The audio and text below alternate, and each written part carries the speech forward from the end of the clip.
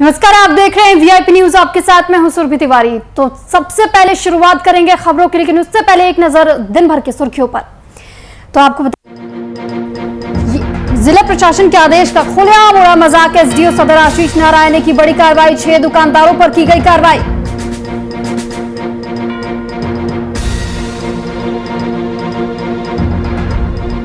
मोतिहारी में कोरोना को लेकर हो रही है लापरवाही। कोरोना प्रोटोकॉल का नहीं हो रहा पालन, लगातार बढ़ रही है कोरोना संक्रमित मरीजों का आंकड़ा।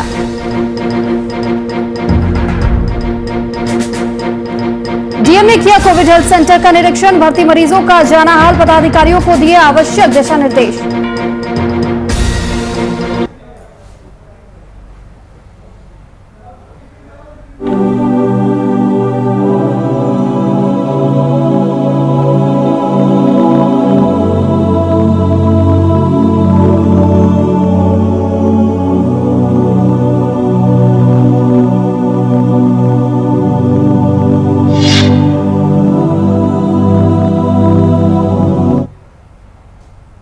तो बढ़ेंगे खबरों में आगे। देश में कोरोना को लेकर के त्राहिमाम मचा हुआ है। बिहार हो या झारखंड, सभी राज्यों में स्थिति बदहाल बनी हुई है। कहीं ऑक्सीजन नहीं है तो कहीं बेड की कमी देखी जा रही है। कहीं स्वास्थ्य विभाग की लापरवाही से मरीज दम तोड़ते नजर आ रहे हैं, तो कहीं लॉकडाउन के डर से मजदूर पलायन करने पर भी मजबूर नजर आ रहे हैं। स्थिति के मद्देनजर झारखंड में कोरोना के बढ़ते संक्रमण को देखते हुए राज्य सरकार ने लॉकडाउन को 6 मई सुबह 6 बजे तक के लिए बढ़ा दिया है। पहले ये 29 अप्रैल सुबह 6 बजे तक लागू था। मुख्यमंत्री हेमंत सोरेन की अध्यक्षता में बुधवार को हुई आपदा प्रबंधन पदाधिकारियों के साथ एक बैठक ली गई थी और इस बैठक में कई अहम फैसले भी लिए गए थे। इससे संबंधित गाइडलाइंस भी जारी कर दी गई हैं। इस बार के लॉकडाउन में कुछ सख्ती भी बढ़ाई गई है। वहीं बिहार में भी स्थिति भयावह बनी हुई है, लेकिन वहां पर लॉकडाउन की घोषणा अब तक नहीं की गई है। महामारी के चलते देश की बदहाली पर विस्तार पर करेंगे चर्चा। उससे पहले देखिए ये खास रिपोर्ट।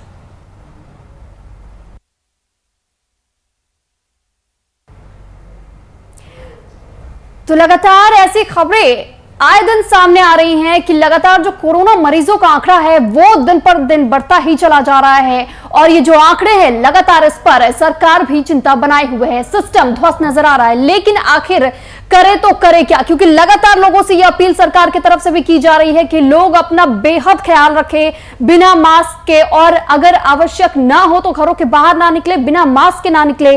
अपने साथ अगर वो बाहर जाते हैं तो सैनिटाइजर जरूर रखें, डबल मास्किंग का प्रयोग करें। पिछली बार ऐसा देखा गया था कि सिंगल मास्क लगाने के साथ ही आप स्वस्थ रह सकते थे और सुरक्षित रख सकते थे।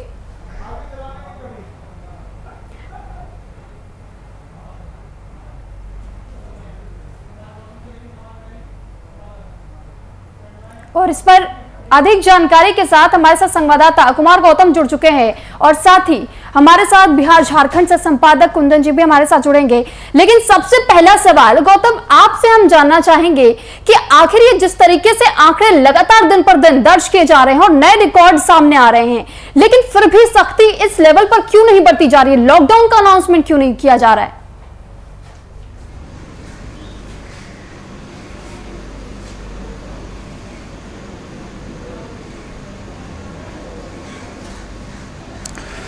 बिल्कुल एक अहम सवाल है ये सुरभि कि आखिर बिहार में लॉकडाउन क्यों नहीं लगाया जा रहा है, जबकि आंकड़े ये बता रहे हैं कि कल पिछले 24 घंटों के अंदर 13,000 से ज़्यादा मामले सामने आए हैं। पटना राजधानी है और राजधानी में 2200 से ज़्यादा मामले हैं। बावजूद इसके अभी तक अंकुश लगा पाने में सरकार नाकाम क्यों रही है, एक अहम सवाल है। हालांकि तमाम डीएम और एसपी से बात करने के बाद, वीडियो कॉन्फ्रेंसिंग के बाद, आपदा प्रबंधन से बैठक के बाद, कल शाम जिस तरीके से वीडियो कॉन्फ्रेंसिंग करने के बाद प्रेस कॉन्फ्रेंस कर ये बताया गया कि एक नए गाइडलाइन के मुताबिक अब पूरे बिहार की स्थिति होगी और आज से ये शुरू हो जाएगी। यानी शाम 6 बजे से सुबह 6 बजे तक कर्फ्यू रहेगा। जो दुकानें हैं वो शाम 4 बजे तक ही खुली रहेंगी और उसके अंदर भी जो स्थानीय प्रशासन है वो ये तय करेगा कि कौन सा दुकान खुलेगा और अल्टरनेटिव अगले दिन कौन सी दुकानें खुलेगी। मतलब कई चीज़ों को लेकर एक बार फिर से एक नई गाइडलाइन है और आज कह सकते हैं कि 45 साल के उम्र के लोगों के लिए आज एक आखिरी तारीख है, क्योंकि कल से 18 की जब भीड़ में शामिल हो जाएंगे, क्योंकि 1 तारीख से नए रजिस्ट्रेशन के साथ शुरू होगी। तो दोनों चीज़ें, एक तरफ गाइडलाइन है और दूसरा वैक्सीनेशन है। तो इन दोनों चीज़ों को देखिए तो कोरोना की नई गाइडलाइन के मुताबिक आज से शुरुआत होगी और आज ठीक। 45 साल की उम्र से जो ऊपर के लोग वैक्सीन ले रहे थे आज उनकी एक तरीके ठीक है, से लेकिन कल से एक गौतम नई ये गाइडलाइन भी होगी। देखा जा रहा है कि शाम 6 बजे से ही आखिर क्यों इस तरीके का फैसला लिया गया कि शाम 6 बजे से सुबह 6 बजे तक के लिए लॉकडाउन रहेगा, कर्फ्यू रहेगा और धारा 144 भी क्योंकि बिहार में भी लगाई गई है। तो ऐसे में ये जो महामारी का दौर जो चल रहा है, तो क्या शाम 6 बजे से सुबह 6 बजे तक में कोरोना कंट्रोल हो सकता है?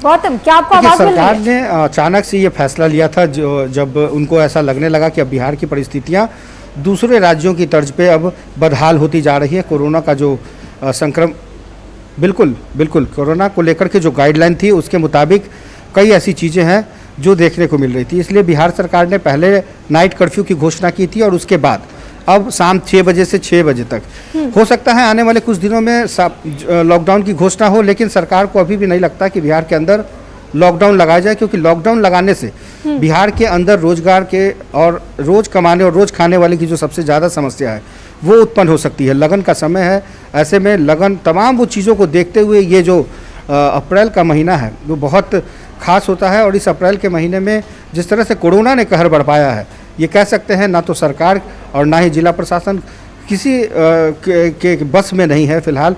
और लॉकडाउन कब लगेगा इसका इंतज़ार है। लॉकडाउन लगाने को लेकर के भी अलग अलग दलों की अलग अलग राय है। खुद जो सरकार में शामिल जो चलिए ठीक, गौतम बने रहिएगा आप हमारे साथ, आपसे और भी आगे भी जानकारियां लेते रहेंगे। लेकिन यहाँ पर हमारे साथ बिहार झारखंड के संपादक कुंदन भी जुड़े हुए हैं। आपसे जानना चाहेंगे कि अगर जिस तरीके से ये जो आंकड़े हम देख रहे हैं लगातार और ये कहा जा रहा है कि मई के महीने में पीक आ सकता है कोरोना का, तो क्या लगता है, क्योंकि हाई लेवल मीटिंग भी बुलाई गई थी बिहार झारखंड में और ऐसे में लगातार तेजस्वी को भी ये देखा जा रहा है कि वो नीतीश सरकार पर हमलावर रह रहे हैं, तो क्या उम्मीदें जताई जा सकती है कि अगर विपक्ष इसी तरीके से हमलावर रहा तो लॉकडाउन लगाने को मजबूर हो जाएगी नीतीश सरकार? देखिए सुरभि, सबसे अहम बात यह है कि जिस तरीके से बिहार में संक्रमण के आंकड़े बढ़ते जा रहे हैं और खास करके राजधानी पटना की अगर बात कर लें तो राजधानी पटना में मृतकों की संख्या भी दिनों दिन बढ़ती जा रही है। स्वास्थ्य संसाधनों की बात कर लें तो स्वास्थ्य संसाधनों के अभाव से राज्य जूझता हुआ दिखाई दे रहा है। लेकिन सबसे अहम बात यह है कि पड़ोसी राज्य झारखंड में अगर हम देखें तो यह आज से स्वास्थ्य सुरक्षा सप्ताह मिनी लॉकडाउन का दूसरा हफ्ता शुरू हो चुका है। राज्य ने अब 6 मई की सुबह 6 बजे तक मिनी लॉकडाउन लगा दिया है, पाबंदियां बढ़ा दी गई हैं। वहीं अगर बिहार में हम बात करें तो बिहार की स्थिति झारखंड से कहीं बेहतर नहीं है, फिर भी बिहार संपूर्ण लॉकडाउन की तरफ क्यों नहीं बढ़ रहा है? नीतीश कुमार एक मजबूत और कड़ा फैसला क्यों नहीं ले पा रहे हैं? एक कहीं राजनीतिक मजबूरियां उनके आड़े आ रही हैं? यह तमाम सवाल हैं जिन सवालों के जवाब को जनता जानना चाहती है। जहां एक तरफ तेजस्वी यादव राज्य सरकार पर हमलावर हो रहे हैं, वहीं जन अधिकार पार्टी के सुप्रीमो पप्पू यादव दिन रात 24 घंटे सड़कों पर हैं, ऑक्सीजन प्लांट का जायजा ले रहे हैं, अस्पतालों तक पहुंच रहे हैं, निजी अस्पतालों में जाकर मरीजों की देखरेख करने की कोशिश कर रहे हैं, वहां उनका दाखिला करवाने की कोशिश कर रहे हैं। जहां पर ऑक्सीजन की कमी है वहां ऑक्सीजन मुहैया कराने की कोशिश की जा रही है। इन तमाम विरोधाभास परिस्थितियों में भी अगर नीतीश कुमार कल जिस तरीके से हाई लेवल बैठक की गई थी आपदा प्रबंधन प्राधिकार की, उसके बाद राज्य के अमीर सुबहानी और अमृत प्रत्यय 2 उच्च अधिकारियों ने आकर प्रेस कॉन्फ्रेंस किया, तो तमाम मीडिया या जनता वह यही अपेक्षा कर रही थी कि राज्य में लॉकडाउन की घोषणा की जाएगी। लेकिन राज्य लॉकडाउन की, कुंदन जी आपने जिस तरीके से अभी बताया कि घोषणा हो सकती है, अभी इस पर विचार विमर्श किया जा सकता है, लेकिन अभी ऐसी कोई अटकलें नहीं लगाई जा सकती हैं और अपने ओर से भी ऐसा कुछ कहा नहीं जा सकता, तो क्या ये हम कह सकते हैं कि जिस तरीके से पीक बताया जा रहा है कि मई में होगा और ऐसे में जो सख्त फैसले नहीं ले पा रही है अगर नीतीश सरकार, क्योंकि केंद्र सरकार ने भी हर राज्य को छूट दी हुई है कि अगर कंटेनमेंट जोन भी लगातार बढ़ते चले जाते हैं, आंकड़े बढ़ रहे हैं, तो आप अपने हिसाब से डिसीजन ले सकते हैं, तो फिर क्यों विफल नजर आ रही है नीतीश सरकार? देखिए, नीतीश कुमार कहीं ना कहीं किसी न किसी राजनीतिक मजबूरी में फंसे पड़े हैं। सुबह सबसे अहम बात यह है कि पूरे राज्य के आंकड़ों की बात कर लें तो राज्य के आंकड़े काफी भयानक तस्वीरें पेश कर रहे हैं। वो चाहे संक्रमित मरीजों का आंकड़ा हो या मृतकों की संख्या की बात कर लें। साथ ही जिस तरीके से स्वास्थ्य संसाधनों की कमी की बात कही जाती रही है, नालंदा मेडिकल कॉलेज अस्पताल के जो सुपरिटेंडेंट हैं उन्होंने खुलेआम पत्र लिखा है पटना के डीएम को और मुख्यमंत्री को भी पत्र लिखकर अपने अस्पताल में जिस तरीके से प्रबंधन की लापरवाही या कह ले प्रबंधन की नाफरमानी का उन्होंने पूरी तरीके से बखान किया है। तो स्थिति बहुत बेहतर नहीं है। आप देख ले, महाराष्ट्र जहां स्थितियां गड़बड़ाती हुई दिखी वहां पर संपूर्ण लॉकडाउन हो गया। दिल्ली में अरविंद केजरीवाल ने लगातार दूसरे हफ्ते लॉकडाउन डिक्लेयर कर दिया। राजस्थान की बात कर लें, पड़ोसी राज्य झारखंड की बात कर लें, तमाम जगहों पर यह परिस्थितियां हैं। जहां भी संक्रमितों के आंकड़े बढ़ते हुए दिख रहे हैं वह राज्य लॉकडाउन की तरफ बढ़ता हुआ दिख रहा है। लेकिन आखिर नीतीश कुमार प्रतिदिन हाई लेवल मीटिंग कर रहे हैं, अपने अधिकारियों से बात कर रहे हैं, डिस्ट्रिक्ट मजिस्ट्रेट से बात करने की कर रहे हैं। उनको ऐसा नहीं कि राज्य की स्थिति से नीतीश कुमार या उनका मंत्रिमंडल या नीतीश कुमार कैबिनेट इस बात से अवगत नहीं है, लेकिन कहीं ना कहीं कुछ न कुछ परेशानी है जिसकी वजह से वह एक कठोर और कड़ा फैसला नहीं ले पा रहे हैं। लेकिन एक बात यह भी है सुरभि कि अगर इस फैसले में जितनी देरी होगी, जितनी देर से फैसला लिया जाएगा, राज्य की उतनी ज्यादा जनसंख्या, राज्य की उतनी ज्यादा जनता खतरे में पड़ती हुई नजर आ रही है। ठीक है कुंदन जी, ये तो बात रही बिहार की। अब अगर झारखंड की बात करें तो लगातार ये कहा जा रहा था कि जब हेमंत सोरेन सत्ता में वो आए थे उसके बाद से ये कहा जा रहा था कि अगर वो एक आम आदमी की हैसियत से उठकर यहां तक वो पहुंच रहे हैं और अपनी काबिलियत को वो प्रूव कर रहे हैं कहीं ना कहीं, तो क्या आपको नहीं लगता कि अब वो एक दौर आ चुका है जब हेमंत सोरेन को भी एक कड़ा कदम लेना चाहिए?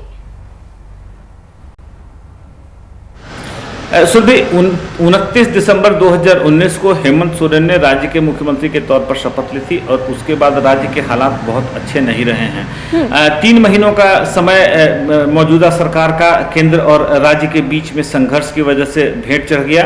राज्य आर्थिक बदहाली का रोना रोता रहा। 22 मार्च 2020 को देश ने पहली बार जनता कर्फ्यू का सामना किया कोरोना महामारी की वजह से, और 24 मार्च से पूरे देश में लॉकडाउन लगा दिया गया। तमाम आर्थिक गतिविधियां रोक दी गई।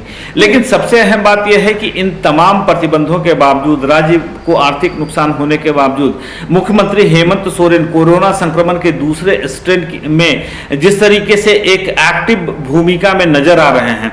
24 घंटे हेमंत सोरेन, उनके अधिकारी, उनके मंत्रीगण जनता के बीच में उपलब्ध हैं। हेमंत सोरेन खुद प्रतिदिन इस बात का जायजा ले रहे हैं कि अधिक से अधिक स्वास्थ्य संसाधन झारखंड की जनता को किस प्रकार मुहैया कराई जा सके। प्रतिदिन 30, 50, 100 बेड के आईसीयू का उद्घाटन किया जा रहा है, नए आईसीयू की स्थापना की जा रही है। अस्पतालों को इस संबंध में दिशा निर्देश दिए गए हैं, जो निजी अस्पताल झारखंड में काम कर रहे हैं, कि वो कोई वैकल्पिक व्यवस्था करके अगर वहां भी आईसीयू और ऑक्सीजन सपोर्टेड बेड की स्थापना करके अस्पताल का संचालन करना चाहते हैं, उसके लिए भी उन्हें अनुमति शीघ्र ही दे दी जाएगी। कल भी मुख्यमंत्री ने यहां पर एक अस्पताल का उद्घाटन किया है 50 बेड के आईसीयू का। आज संभावना यह जताई जा रही है कि रांची के रिम्स में मल्टी पार्किंग स्टोरी बिल्डिंग के में 300 आईसीयू बेड की स्थापना के बाद उसका शुभारंभ कर दिया जाएगा। हो सकता है तकनीकी कारणों से इसमें एक आध दिन का आगे पीछे विलंब हो सकता है। राज्य में कोविड सर्किट का एक इनोवेटिव आइडिया लेते हुए कोविड सर्किट का निर्माण किया गया, जिसमें रांची और जमशेदपुर के शहरों को पहले जोड़ा गया। उसके बाद से धनबाद और हजारीबाग 2 शहरों को जोड़कर अब 4 शहरों के मरीज दूसरे सीमावर्ती जिलों में जाकर भी अगर वहां खाली बेड है तो वहां जाकर अपना इलाज करा सकते हैं। तो इस प्रकार के उपलब्ध संसाधनों के बीच में अधिकतम सुविधा कैसे जनता को दी जा सकती है। राज्य में 22 अप्रैल से मिनी लॉकडाउन घोषित कर दिया गया और आज से यह दूसरा सप्ताह शुरू हो चुका है। तो कह सकते हैं कि झारखंड सरकार अपने बिल्कुल पीक पर जाकर परफॉर्म करने की कोशिश कर रही है। वहीं अगर हम पड़ोसी राज्य की बात कर लें तो वहां पे अभी सरकार इस धर्म संकट में फंसी पड़ी है कि राज्य को संपूर्ण लॉकडाउन की तरफ ले जाया जाए या नहीं ले जाया जाए। जैसा कि हमारे पटना के सहयोगी गौतम बता रहे थे, अप्रैल का महीना है, शादी समारोहों का महीना होता है। सुरभि, एक बहुत सीधी सी बात है, भारत में या बिहार झारखंड के परिप्रेक्ष्य में अगर हम बात कर लें तो सैकड़ों नहीं हजारों शादियों को पोस्टपोन किया गया है, उन्हें रद्द कर दिया गया है, उसे मुलतवी करके आगे बढ़ा दिया गया है।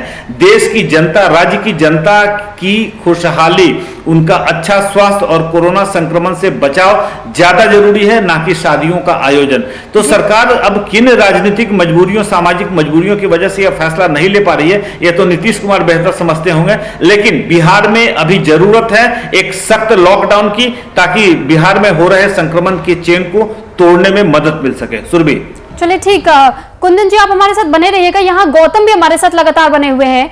गौतम, आपसे जानकारी चाहेंगे कि जिस तरीके से आंकड़े लगातार सामने आ रहे हैं और चिंता का विषय सरकारों के लिए भी बना हुआ है, केंद्र सरकार भी इस पर चिंता जताई हुई है और लगातार ये अपडेट्स लिए जा रहे हैं राज्य के सरकारों से भी कि क्या हालात उनके राज्य में है। तो आखिर, क्योंकि ये कहा जा रहा है कि जब इतने ऐसे तमाम राज्य हैं जो कि लॉकडाउन लगाने को मजबूर नजर आ रहे हैं, तो नीतीश सरकार में ये देखा जा रहा है कि वो एक कठोर कदम नहीं ले पा रहे हैं। कहां पर वो चूक हो रही है?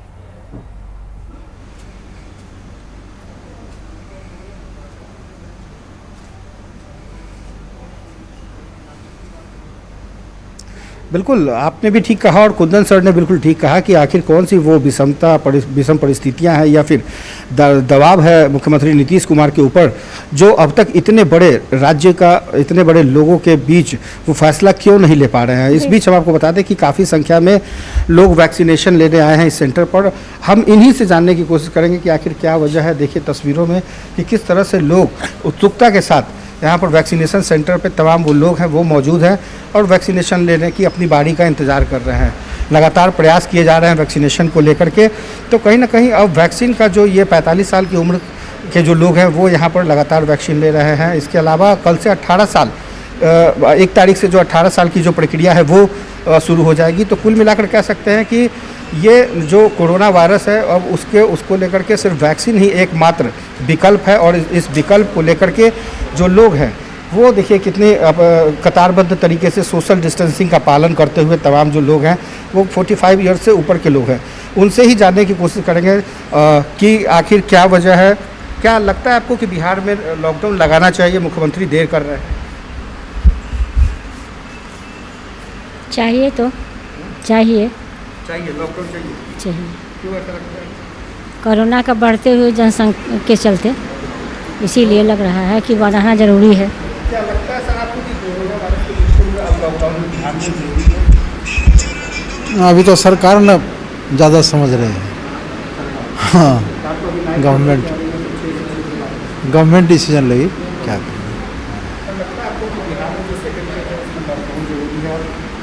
नहीं, लॉकडाउन कोई सोल्यूशन तो है नहीं। अब लोगों को खुद अवेयर होना होगा, लोगों को जानकारी देनी होगी कि आप कैसे सोशल डिस्टेंसिंग मेंटेन करें, अपने आप को सुरक्षित रखिए, वैक्सीन लगाइए। और लॉकडाउन कोई सोल्यूशन नहीं है मुझे लगता है। लोगों में जब तक समझ नहीं आएगी, लॉकडाउन से भी लोग इससे नहीं बच पाएंगे। इसलिए लोगों में समझ आना ज़्यादा ज़रूरी है। तो लोगों में समझ आना बेहद जरूरी है। और कुछ लोग और हैं उनसे जानने की ठीक, लेकिन गौतम जरा इनसे ये भी पूछिए कि अगर ये कह रहे हैं कि लोगों में वो समझ बहुत जरूरी है, लेकिन लोगों में वो समझ दिखाई क्यों नहीं दे रही? आखिर क्या कुछ कदम उठाए जा सकते हैं ताकि लोगों में भी वो समझ खुद से आए? और लॉकडाउन अगर नहीं लगाया जा रहा, ठीक है हम समझते हैं कि आर्थिक जो व्यवस्था है वो बदहाली की ओर और ज्यादा बढ़ जाएगी, तो ऐसे में वो क्या कुछ कदम उठाए जा सकते हैं? जरा आप लोगों से एक बार पूछिए। हाँ हाँ हाँ, बिल्कुल बिल्कुल, हम लोगों से जानने की कोशिश करते हैं। हमारे जो टीवी एंकर हैं सुरभि, वो पूछ रही है कि क्या लगता है लोगों में जागरूकता क्यों नहीं आ पा रही है? समझ की कमी है। समझ की कमी। अभी भी लोगों को डर नहीं है? बहुत लोगों को डर नहीं है। तो ये बहुत बड़ी लापरवाही है ये। बिल्कुल लापरवाही ही है। लॉकडाउन तो कोई ये नहीं है। आदमी को जब तक अपना समझ नहीं होगा तब तक कुछ नहीं होगा। जब तक लोगों में समझ नहीं आएगी तब तक कुछ नहीं किया जा सकता। और लगातार राजधानी पटना में वैक्सीनेशन का दौर है। देखा है आपने कि किस तरह से जो टीकाकरण स्थल है वहाँ पर लगातार वैक्सीनेशन चल रहे हैं। लेकिन इस बीच सोशल डिस्टेंसिंग, मास्क बेहद ज़रूरी, तमाम वो चीज़ें हैं जो जिसको लेकर के ये ज़रूरी है। हालांकि लोगों की अपनी अपनी राय है। लोग कह रहे हैं कि लॉकडाउन से ज़्यादा जरूरी है लोगों के अंदर एक समझ क्रिएट होना, समझदारी का होना, और तभी जाकर के ये व्यवस्था ठीक है, ये ठीक है सिस्टम। गौतम, एक और सवाल। लगातार ये भी देखा जा रहा है कि बिहार में हर घंटे कोरोना अब तक 3 लोगों की कम से कम जाने ले रहा है। तो ये जो रफ्तार तेजी से बढ़ रही है और ऐसे में लॉकडाउन भी अगर नहीं लगाया जा रहा, क्या आर्थिक स्थितियों को लेकर के नीतीश सरकार की चिंता बनी हुई है कि कहीं वो बदहाल स्थिति में ना पहुंच जाए? और ये जो मजदूरों को देखा जा रहा है कि वो भी पलायन करके अपने अपने घरों को वापस लौट रहे हैं, गांवों को वापस लौट रहे हैं, तो उन्हें रोकने की क्या कुछ व्यवस्था की गई है सरकार की तरफ से? और क्या कुछ व्यवस्था हेल्थ सेक्टर को लेकर के की गई है?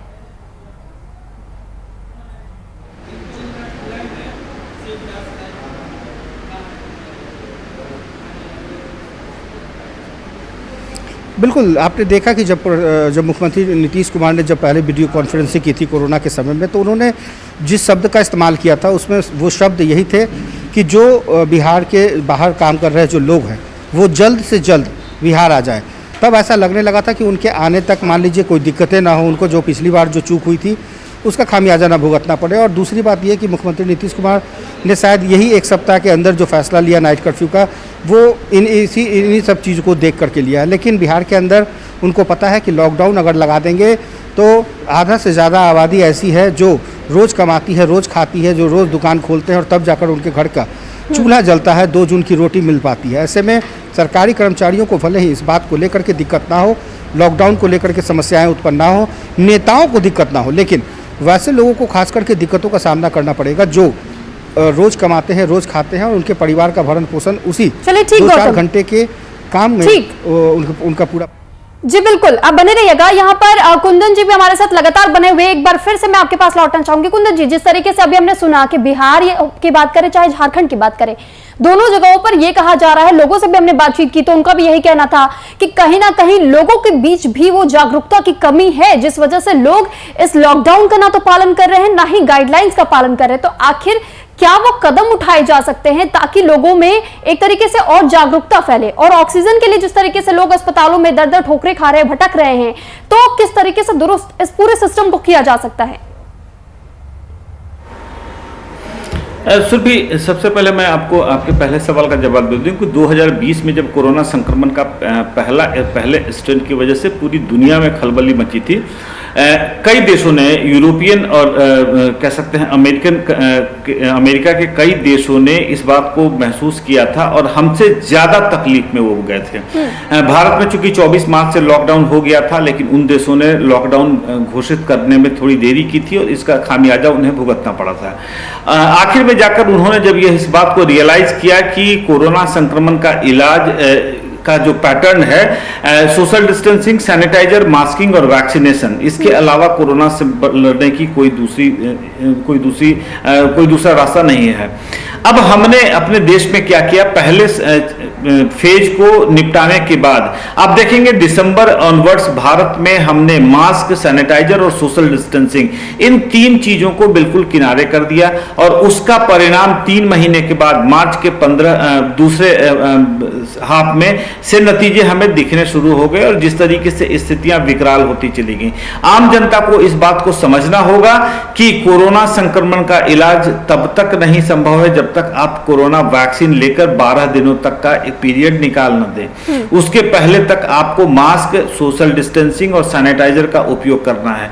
इस चीज को जनता ने नजरअंदाज किया। 16 जनवरी से जैसे ही देश में वैक्सीनेशन की शुरुआत हुई, हमारे देश की जनता ने मान लिया कि हम कोरोना से जंग जीत चुके हैं।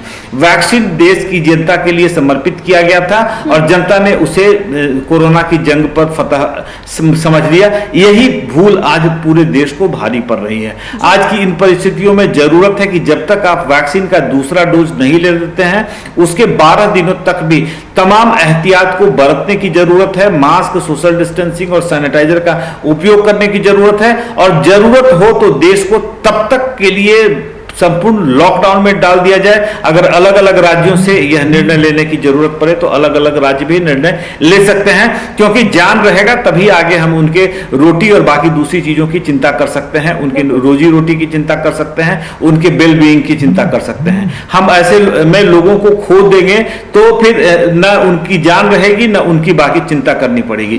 तो आज के समय में स्थिति यही है कि कोरोना वैक्सीन, कोरोना का टीका लेने तक आपको इन तमाम परहेजों का पालन करना पड़ेगा और उसके लिए झारखंड ने जो रास्ता अख्तियार किया है उसी रास्ते पर बिहार को भी जाना पड़ेगा।